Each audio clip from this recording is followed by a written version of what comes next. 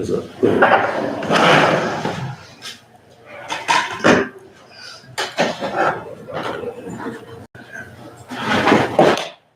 All right, December 1st, 2025, Monday morning, Chickasaw County Boardroom for Chickasaw County Board of Supervisors meeting. It is 9:02. I will call this to convene. Roll call. All members are present. Member Breitbach is joining us through phone call, and along with Board Secretary Sheila Shackleton. Is there a motion to approve today's agenda that was posted on Wednesday?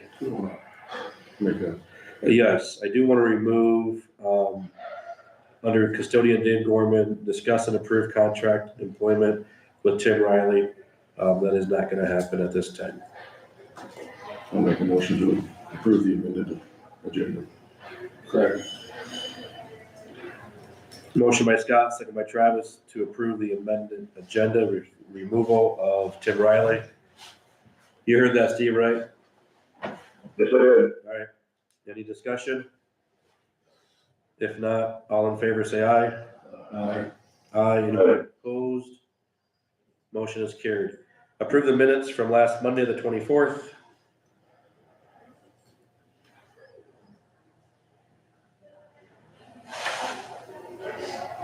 So moved. Second. There's a motion by Travis, second by Isaac to approve the minutes from November 24th. Any discussion? If not, all in favor say aye. Aye. Aye. Abstain. All right.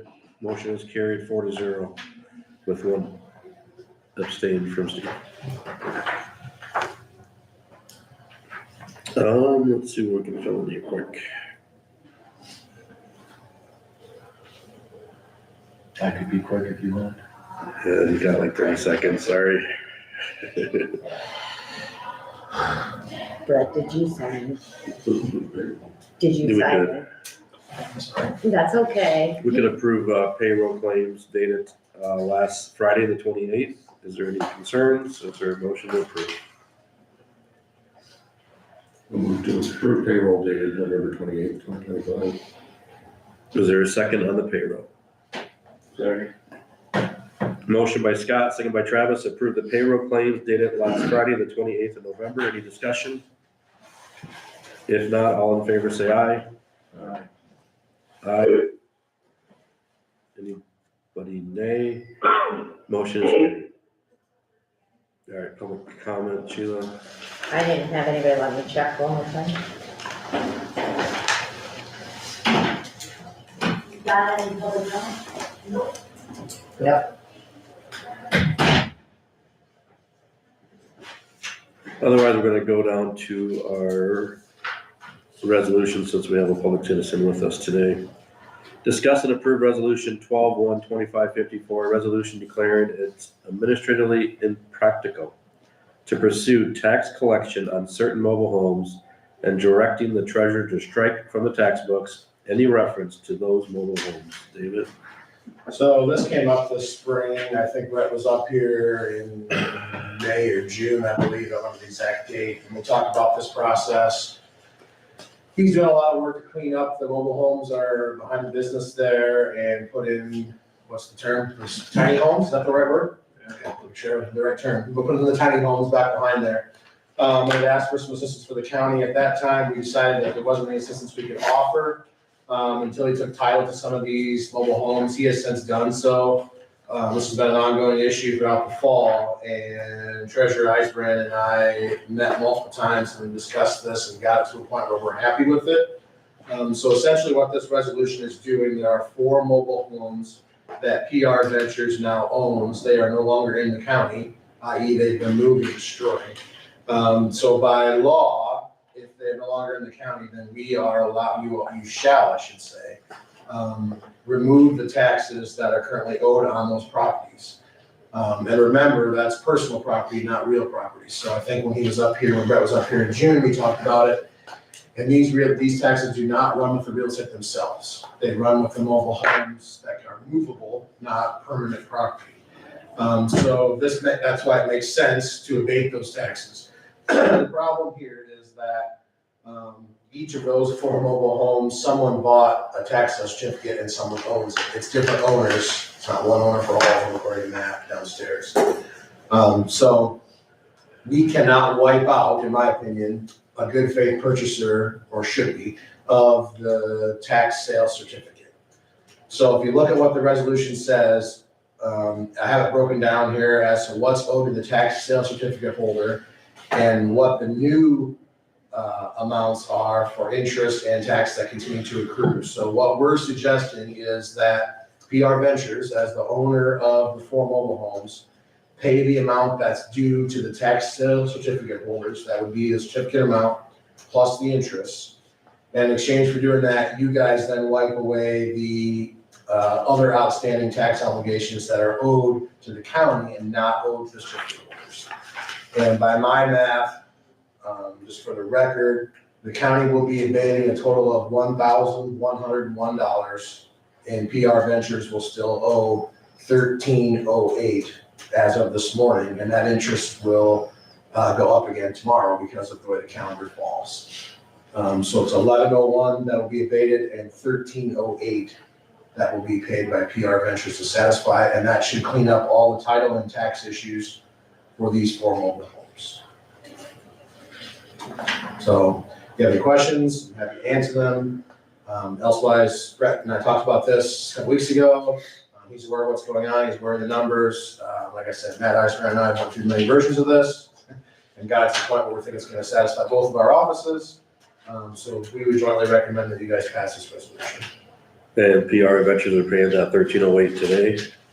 That's a question for him. Just wanted to confirm. Yeah. Yep, the interest will go up again tomorrow. This is the way the calendar falls for the weather. All right. Everybody's happy? Is there a motion to approve resolution 54? So. Second.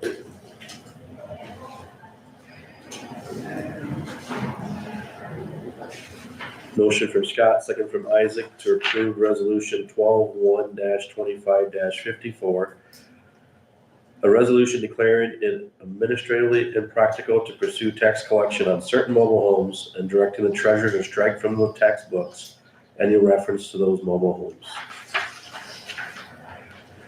Any discussion? If not, we'll do a roll call vote. Scott? All right. Isaac? Aye. Travis? Aye. Scott, Steve? Aye. Jake, aye. Motion is carried 5-0. Thanks, Brett.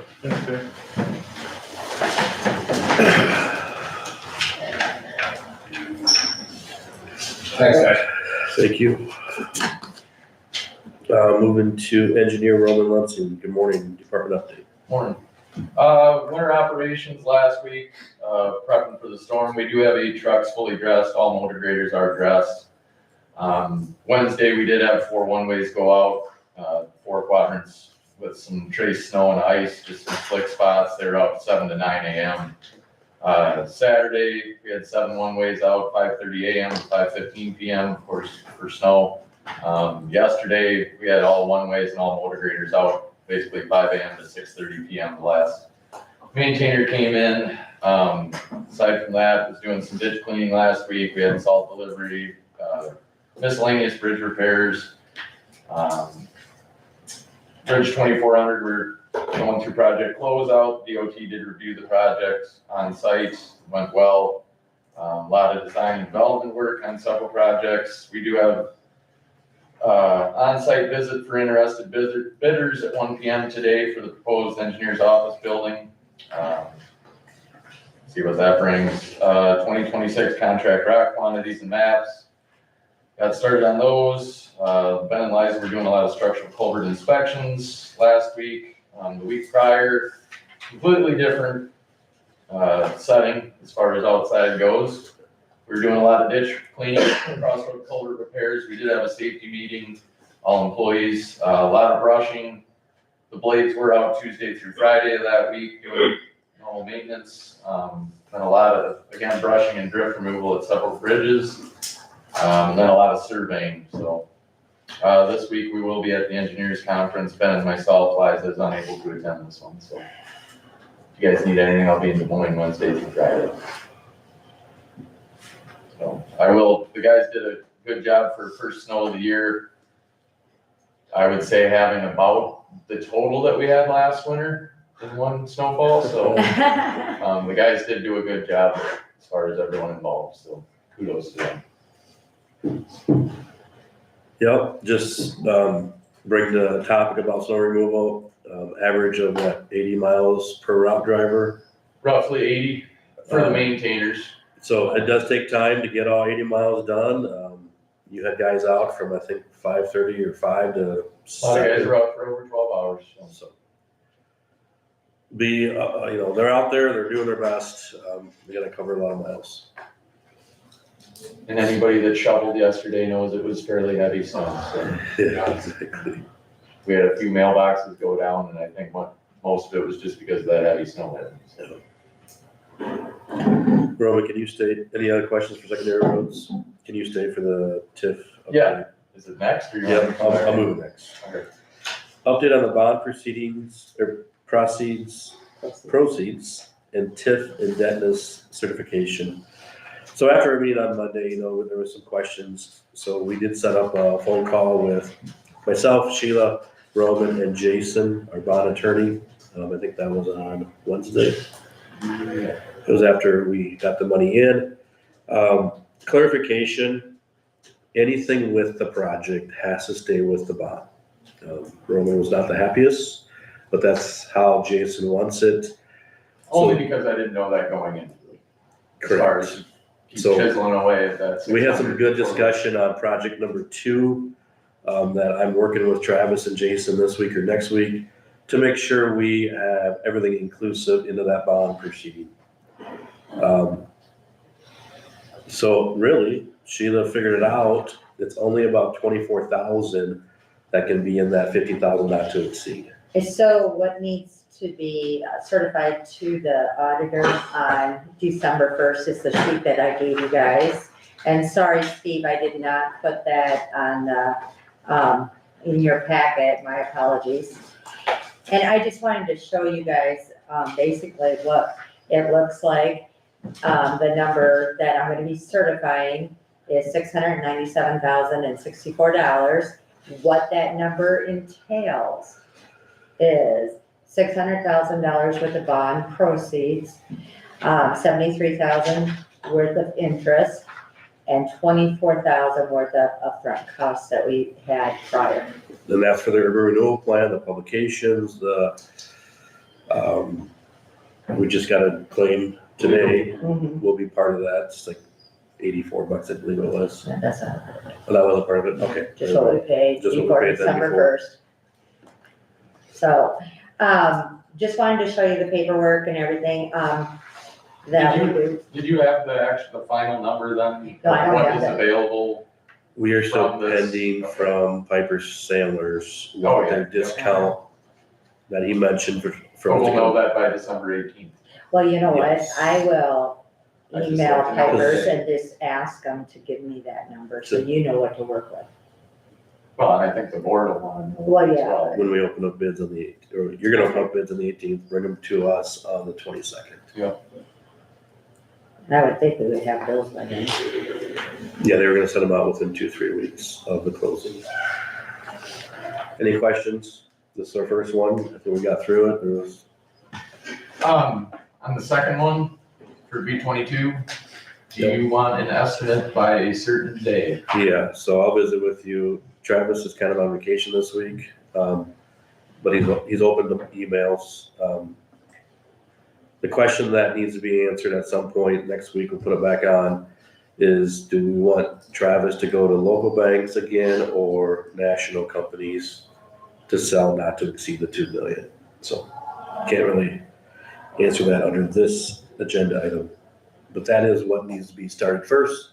And that's what Jason told us on the phone. Well, the estimate's right around 2 million. So that's where I'm wondering, If we need to up it, then we have to up the urban renewal plan again. or Use local, kind of a similar potential, use local funds. yeah. That could be the infrastructure fund, or it could be Or, yeah, do we go through the budget amendment or the URP amendment? which takes about 3 to 4 weeks. Yeah. And we all know that urban renewal plan is a moving document. These changes will happen often. But this time we don't want to sell the bond until we know the estimate. And maybe open up the bids when the lending happens. Yep. So, If we were able to open the bids, I think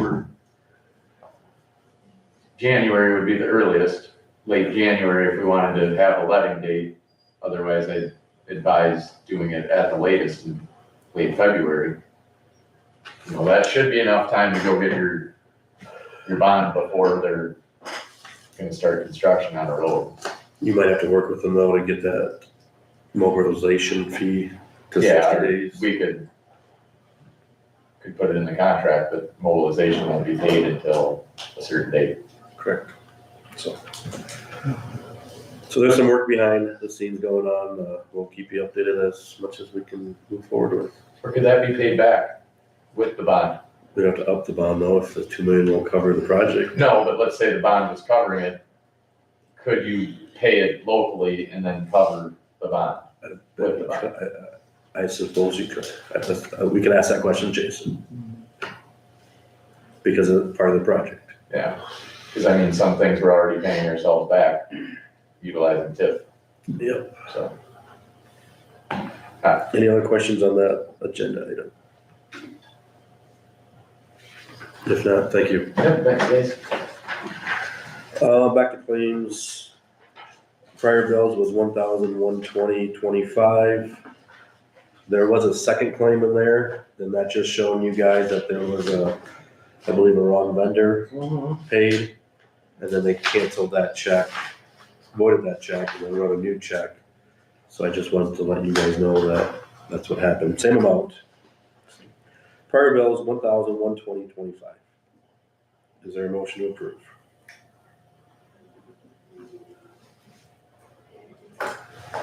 I'll move. Is there a second? Second. Motion by Travis, second by Scott to approve prior bill claims in the amount of 1,120.25. Any discussion? If not, all in favor say aye. Aye. Aye. Anybody opposed? Motion is carried. Claims that are due today in the amount of $130,164.17.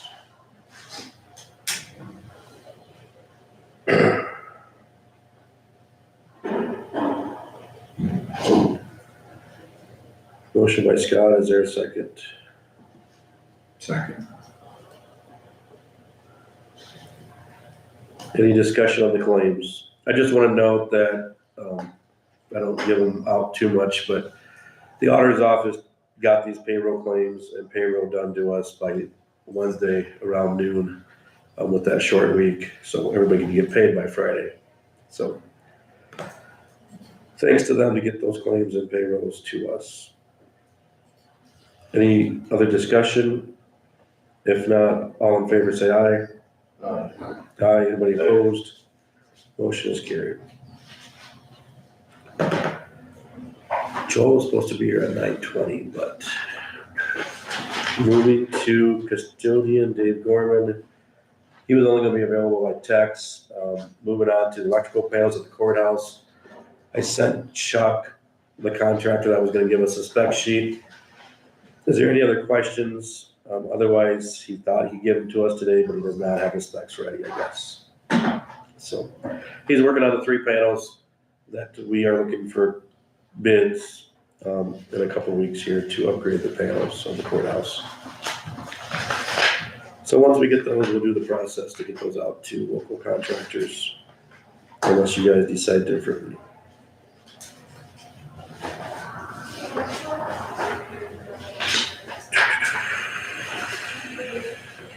Discuss budget amendment number 2 for fiscal year 25-26. So all of you guys received a spreadsheet in your packet, I do believe, yep. And so with this spreadsheet, because we are making changes to our contribution on the partially self-funded healthcare, I wanted to show you guys the changes on the top there. We have, Jake had went through some accounts and had seen some problems with a few, one being the planning commission, so we just fixed the, insurances on there, they were not budgeted, that were paid out of there. Ballot costs have went up, so we're just covering ourselves for the primary, so we increased our ballot budget by 5,000. The sheriff had, someone certified to go to training, the person couldn't go to training, he got a reimbursement, which is actually a refund, but it's taken out of his budget, so he wanted it put back in his budget so the person could take the training later on. So that's what the $895 is. Secondary roads, I had to put in the budget for the 600,000 that they're gonna be spending on their building. Our revenues that are coming in is 12,654 for the flex insurance. The Go Capital loan proceeds were 600,000. So we had revenue, or our expenditures is 701,328, and our revenues are 612,654. And then the second page is our, it just shows you basically what I'm gonna be filling out on the dome. The actual sheet that I filled out on the dome is also part of your packet, correct? Yes, it was. So if you guys would like to check it, go through it, we put an explanation of changes down below. Jake and Scott were really good with helping with that. But I have one little error I see that was pointed out, and I'll get it fixed, but it had nothing to do with the numbers. So every line I've explained, kind of what Sheila just went through for the changes. Really, the only impact to the ending fund balance, I think, is the land use of like, what, $190. The rest of the changes are, the sheriff just wants it in and out for that claim that was paid, and now he wants to send that person maybe in the spring.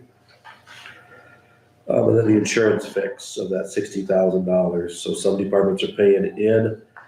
We need to show the 60,000 out to IGHCP partial self-fund. It's pretty much, nobody else responded that needed anything. And then Sheila wanted an additional 5,000 for printing the ballots in the June election. So I guess the budget impact to the ending fund balance would be 5,190. But there is some revenue coming in from those assessor's office, EMS, and the Yeah, I didn't put that on there. No. Any questions on the budget amendment? Like we stated last week, this is really to help with the partial self-fund and the $600,000 so we can start paying project cost. Most likely there will be a third one to cover the not to exceed the 2 million. If we do indeed go out to B22 road project. All I can say is keep watching the budgets, and I think everybody else is good yet until discussion in February, March. Is there a motion to then, like it says, set the public hearing for December 15th at 9:10 for budget amendment number 2 for fiscal year 25-26, and then direct the auditor to publish notice in the New Hampton Tribune and the Nashua Reporter. New Hampton's the 4th this week, and Nashua's would be the 5th. So moved. Second.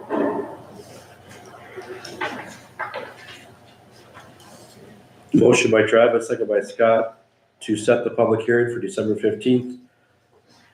Budget amendment number 2, and then publish them to local papers. Any discussion?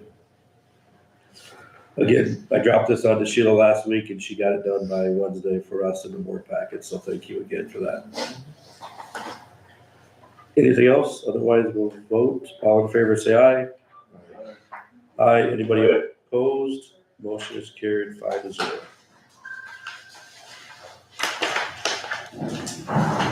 All right.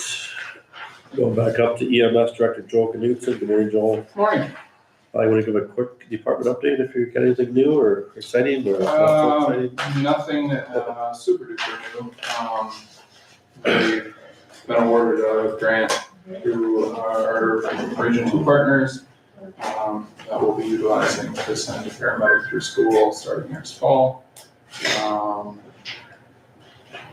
Other than that, it's kind of status quo. All right. Second agenda item, I will declare a conflict of interest. I should have said that last week. Brady Norman is my wife's first cousin. So I will not be voting on this, just so you guys are aware. Agenda item says approve the hiring of Brady Norman as part-time paramedic EMS at the wage of $27 per hour effective December 1st. Joe did some work. He can explain it. Yeah, so I sent you guys an email last week kind of outlining. So the question that I've been asking the board room numerous times is what's our goal for staff? And I don't, as I told Scott and anybody who asked, it's hard to set a number, right? 30 people who pick up all the time, perfect. 60 people who pick up some of the time, that'll work. 90 people who pick up sporadically, okay. You know, that number always changes. I guess for those of us in this room who are on departments, you know, Travis, Scott, if Fredericksburg, say, were to cap their fire department, say 25 is our max, and you have a person who shows up and, you know, they've had a life change, now they're more free than they were before, I mean, would you certainly turn them away? I would think not. I think in emergency services, the way fire departments are set up, the way EMS systems are set up, especially when you have the amount of casual staff that we have, there is no requirement other than the 24 hours that we require on our department that you show up. So you could get, out of a part-time person, you could get 6 shifts a month out of them. You could get 1. And as I stated in the email, we have 20 paramedic shifts to fill every month. Our only full-time paramedic is Carly. She takes 10 shifts a month.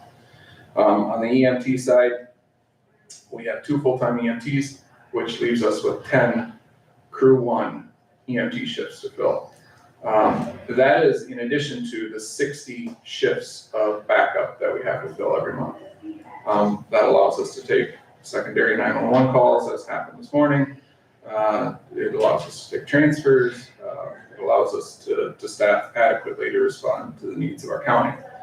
And so with that being said, as it sits right now with the addition of the 2 that you approved last week to re-job, I guess, as a paramedic or RN exempt, that leaves us with 16 ALS providers.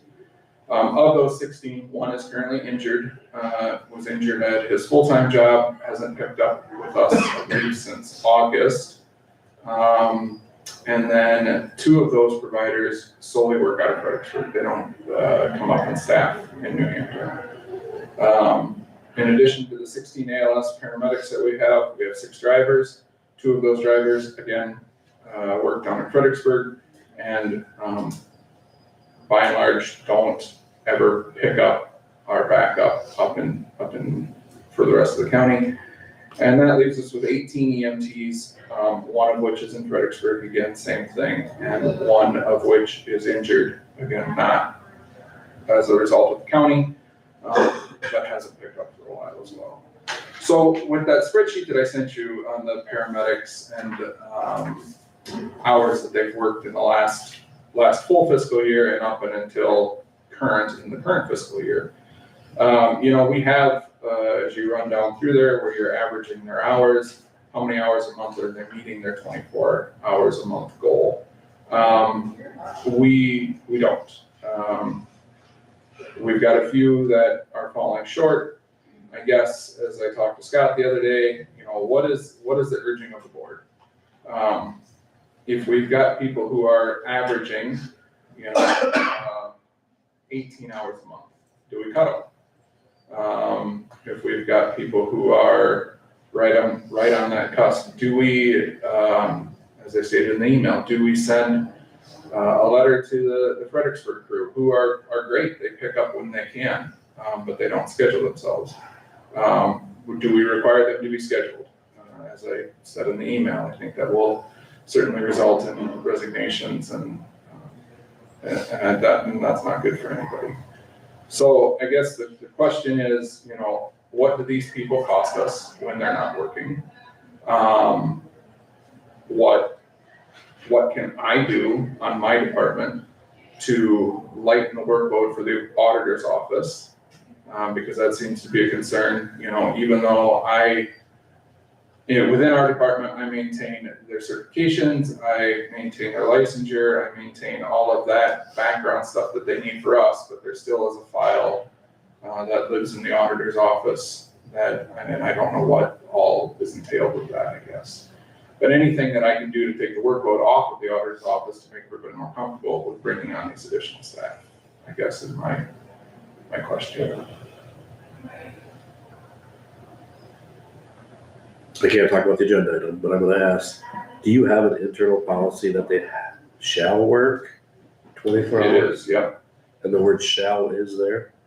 Boy, I don't know if it's will or shall. So I couldn't find it, I pulled it, and that's what I have to clarify. If you need a little bit of help to say they have, if it says shall, I think it's up to you then that they shall work that. But you're right, I don't wanna lay off these people either. Because it's a shift, right?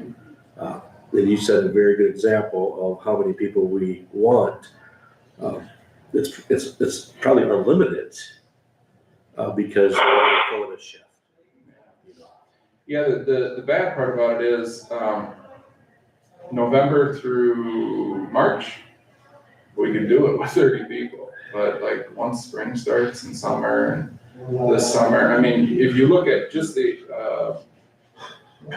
hours in the last 2 fiscal years that I cover myself, and this isn't including office, this is just times when I've been on the schedule. I mean, averaging 75 hours a month in last fiscal year, and this fiscal year 86. So like, we have one provider who's averaging almost 100 hours, which certainly opens them up to benefits, if they so choose. My goal would be to bring enough people on to start backing them away from that averaging enough hours to be eligible for benefits. That's always been the goal. But at the end of the day, and I know I've said this up here more than once, at the end of the day, the shift has to get filled, so whoever's available is gonna fill it. I just don't know.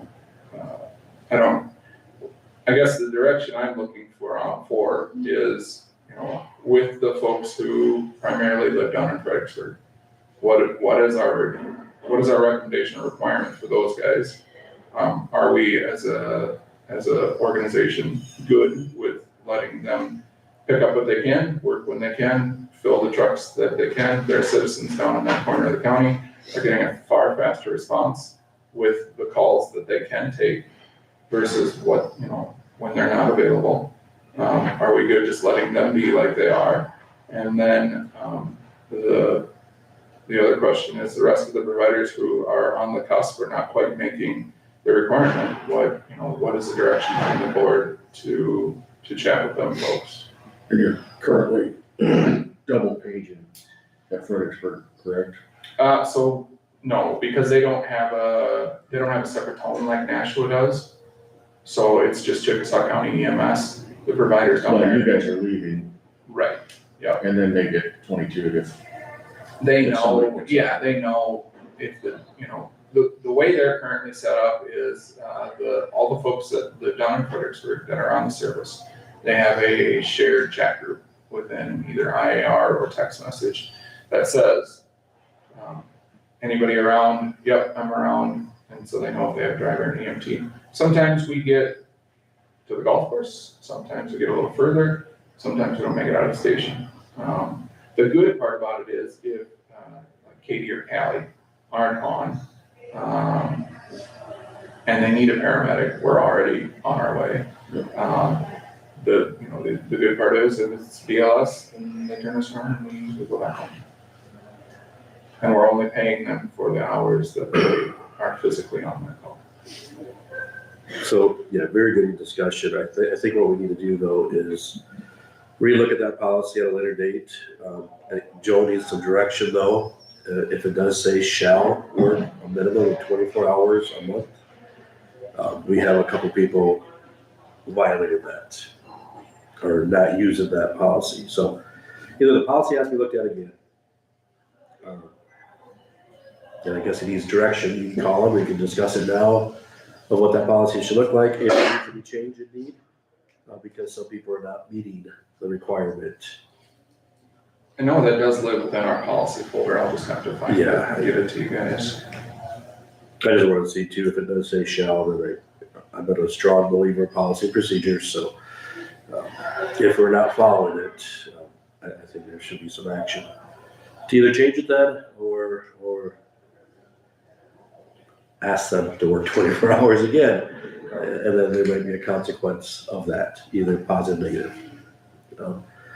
Any other discussion on the material that he gave us for this decision that you guys will be making? Nobody in Fredericksburg is coming up here to work though, correct? On occasion, they'll cover, so if we have two emergent transfers that have to go out at the same time, we send both the trucks out of New Hampton, and they typically will cover from down there. But coming up here, So they're only getting paid for 2 hours or 3 hours, whatever it takes them on their call. Steve, you got anything, or Isaac, or? No, I don't have anything. Okay, Isaac. Got to cover the shifts.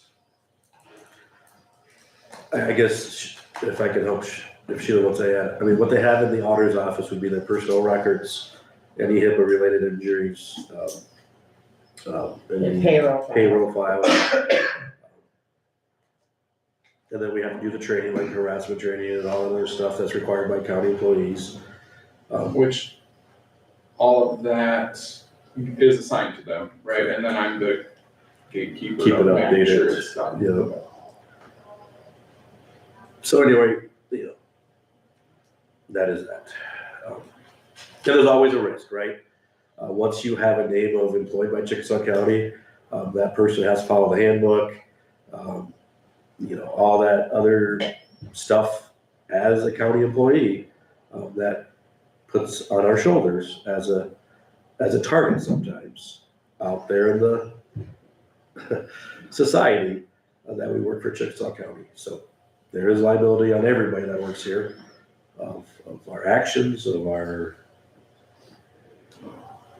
Yeah, and I can understand that, yeah. The goal is that we've got our people well enough that shouldn't ever be an issue. Just share that blanket statement. Any action on the agenda item? Anything else for Joel? I mean, I think he did a great job explaining the providers in an email. Yeah, thank you for all the extra information.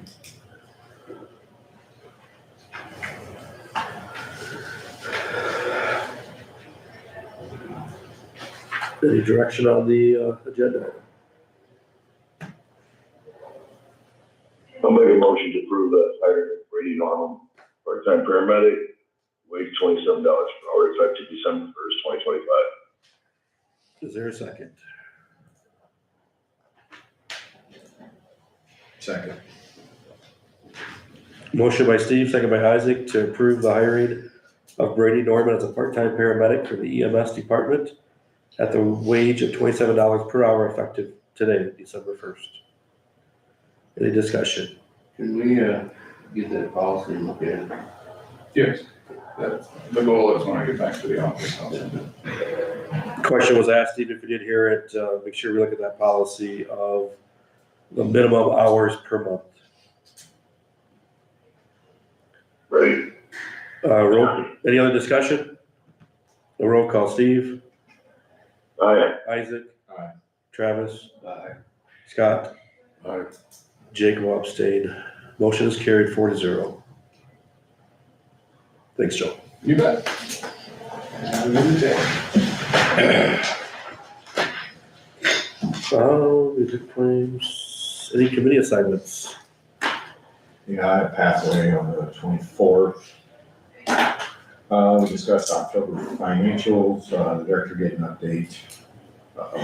Welcome new staff member, Amy Youngblood. We approved the Cedar Falls Community Development Black Grant in the amount of $15,000 for January 1st, 2026 through June 30th, 2026 to support residential services. We also discussed the new animal policy inside the buildings. It was approved. Discussed possible spring bonuses for employees that was tabled. It will be discussed in January. And we canceled December's meeting due to Christmas.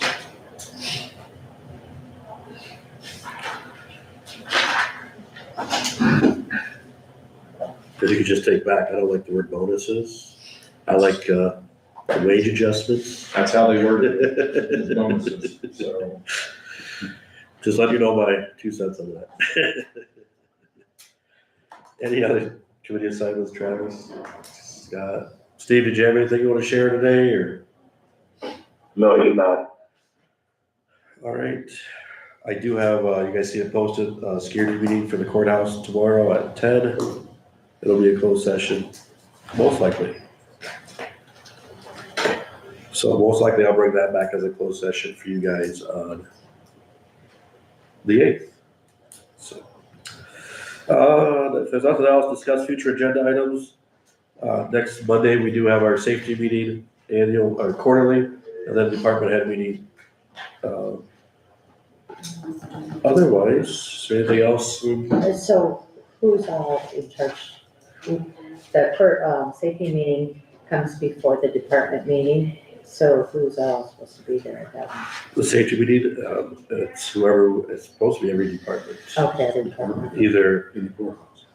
no, she's talking about the safety one. Oh, safety. So Renee will be there to give it, and then, whoever wants to go. Okay, Yep. Otherwise, Is our safety meeting before the department meeting? Yeah, I was gonna say, you. At what time? 12:30. Next week, can we talk about maybe directing the budgets? Yeah, so that's gonna be on the agenda for Monday for us to discuss the letter to be sent out. We'll talk about it at the department head meeting. so, you know, you always want me to wait until a later date to get the budgets to them, so it has everything on it, but I could probably start doing it, because after the checks run today, it's gonna be 2 weeks again before we have checks run. Correct. So I might as well just start it. Get the Tyler worksheets out there. Mhm. It'll show the past 2 years and the current Yeah, after well, these claims are paid today and the payroll is paid last Friday. and we don't have to do anything about it, but elsewhere, if you wanna wait for another claim, you're Yeah. gonna wait 2 weeks. EMA needs theirs shortly because, which is Jeff's. Mhm. So, Okay, yeah, I don't see no issues sending out the Tyler and I'll wait documents. till afterwards, but I'm just telling you But that, we need to discuss all that stuff we talked about last week in future. So our initial numbers will be back to you guys or back to her on the 15th of January, is that still along? Let's stay long. I wish they would adjust that because they added an extra month for the budget. But gotta have that first public hearing. It has to be in that letter that's sent out to all property residents. And we're getting direction on next Monday afternoon. We're hearing. You're gonna get some direction in the morning if they're watching. Otherwise, everybody else will see it at 1 o'clock. Okay. I know when we go to our District 2 meeting on Thursday, we're gonna hear what other counties have done, or even some of the compensation boards have met. I've seen some of the stuff on social media or newspapers across the state, so. What day did you say? So we have a December 4th District 2 So that's meeting. Thursday, okay. Yeah. You're gonna get a thing out, It's only me and Travis going, Okay. so the two that RSVP. so we don't need no agenda. There won't be a quorum there, cause And you guys are not forming a compensation committee? I guess it has never been discussed.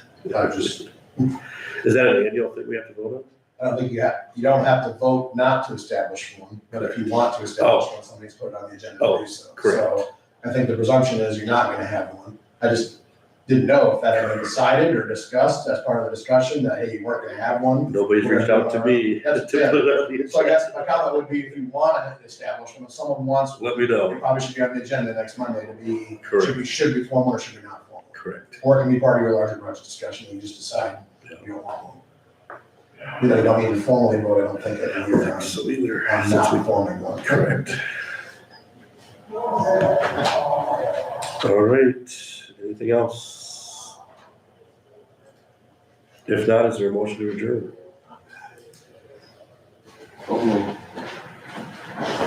Motion by Travis, is there a second?